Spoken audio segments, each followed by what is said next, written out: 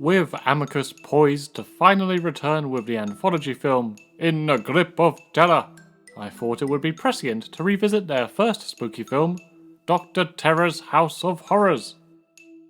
Released in 1965, it was also their first portmanteau anthology-style picture, with which Amicus would become synonymous. The studio's co-founder Milton Subotsky considered Dead of Night to be the greatest horror movie ever made, and used it as a blueprint of sorts. Just like that 40s classic, House of Horrors gathers together a group of strangers, who in turn each become the focus of a short supernatural tale, before it all culminates in a shocking twist. Well-paced and darkly amusing, while boasting a splendid cast, a veritable who's who of 60s British cinema. This may not be Amicus's strongest output, but I find it to be a fun and rather balanced collection of stories. Climb aboard, and let's rank all 5 of these frightful little tales, as well as the overarching story that connects them.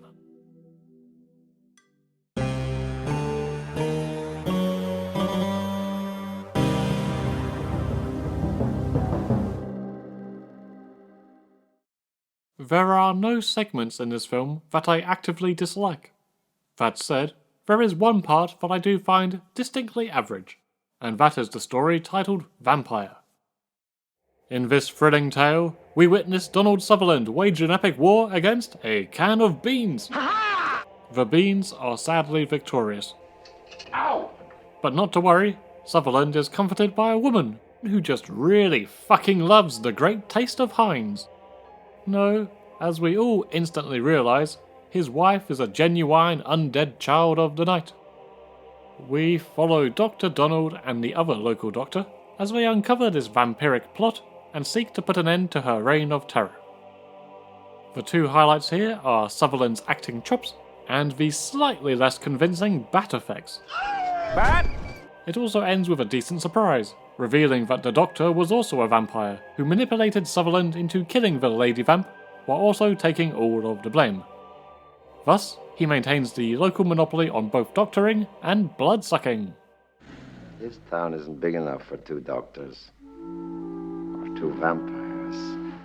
My issue with this segment is that the rest of the plot all feels very formulaic. Been there, done that. Even knowing the twist to come, there is less rewatch value here than the other sections. Shifting up to the B category, I feel that Werewolf comes next in my ranking. This tale involves a man returning to his ancestral home as part of a renovation jobby.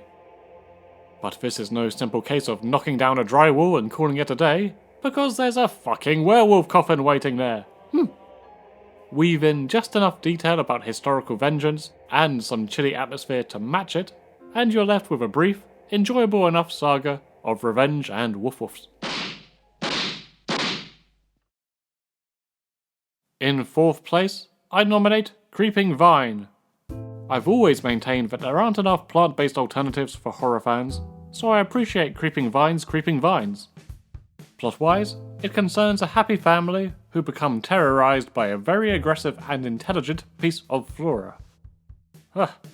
Who needs plot twists when you got plant twists? Look at him go.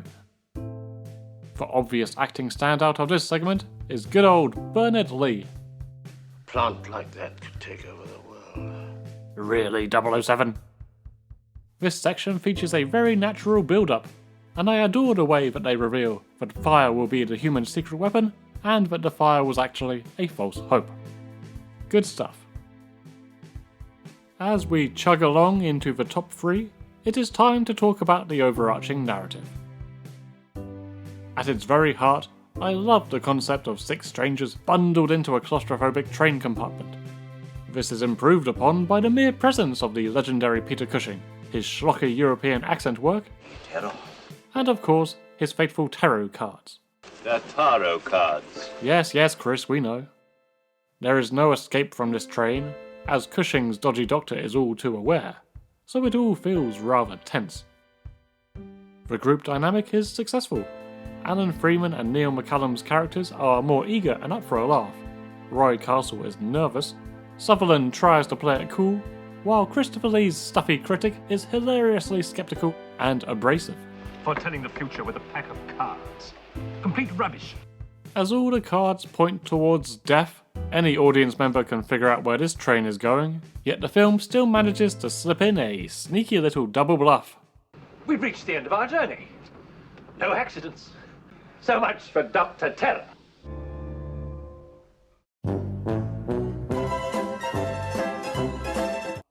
The final shot of the mismatched group glumly heading towards the afterlife is also strangely poignant, although the last reveal of Cushing as literal death is unnecessary and a smidge cheap.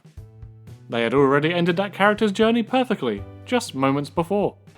What do you want? Who are you? If you're not gay. Second place goes to... Caribbean drumroll please... Voodoo! Roy Castle's gigging musician accepts a job in the West Indies, whereupon he stumbles upon a voodoo ceremony. He takes a liking to the sacred music of Dambala and steals it for his own commercially friendly composition, despite strong warnings from friends and foes alike. This segment has a lot going for it. Castle is a joy to watch, and the comedy here is the most successful of the whole movie. You be careful, that voodoo. Oh, Don't be silly. it's dangerous, man. What can a voodoo god do to me? There's also plenty of foot-tapping bangers across both continents, so infectiously jazzy that even the obvious lip-syncing does no harm. The change in setting provides some welcome visual variety.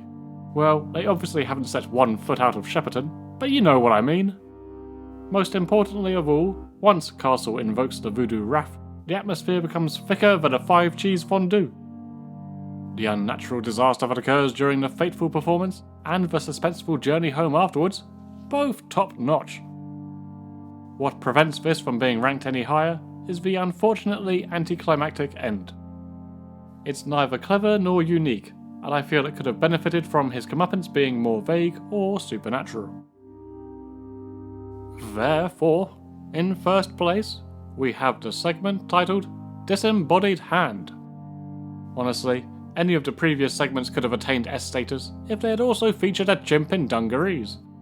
It is merely a series of splodges of paint applied without any creativity whatsoever. What is it supposed to mean? Christopher Lee stars as the aforementioned insufferable art critic.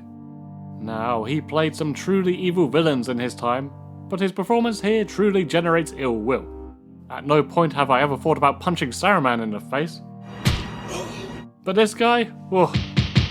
Acting opposite him is Michael Gough, forming a little Dracula reunion. Woohoo!